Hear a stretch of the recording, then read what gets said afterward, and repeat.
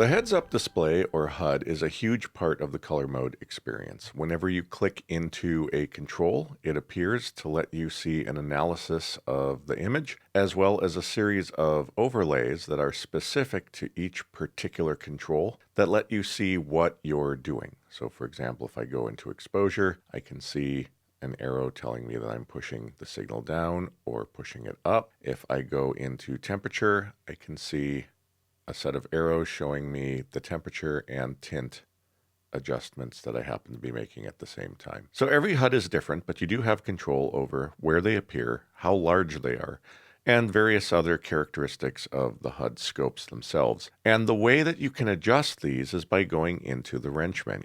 Everyone has different preferences, and so we have the color heads-up display HUD options. And when I open this up, I see two things. The window that shows me what all my options are, and I see a sample HUD that lets me see how the changes I'm making are going to impact the HUD itself. So first off, you do have the option of showing or hiding the HUDs. I don't recommend turning the HUDs off because these really do give you a lot of information about the adjustments that you're making and the controls that you're manipulating. So it's a good idea to have them on. But if you feel like they're in the way, you do have a bunch of ways of deciding where they go. First off, the positioning option lets you choose if you want to anchor the HUD to the program monitor, in which case you can choose a corner for the HUD to appear in, and you can also choose the size of the HUD. You also have the option to go freeform. In freeform mode, you can drag the HUD anywhere you want. If I want to have it up here in the corner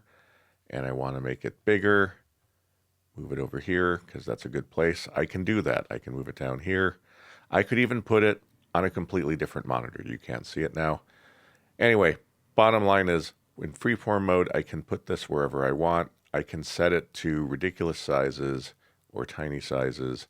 But one of my favorite ways of positioning the HUD is to anchor to the color controls panel. I can choose a size where it just barely encroaches on the image in the monitor.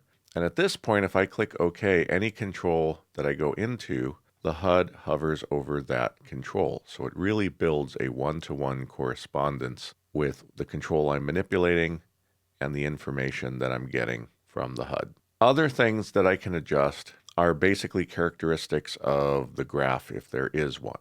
So I can choose which video scope I want to adjust. They can all have different individual settings. And then I can choose the scope opacity to darken or lighten the scope, the overlay opacity, saturation of the scope. If I want to desaturate them and be old school, I can. And then you can even choose whether or not you want to show the number values.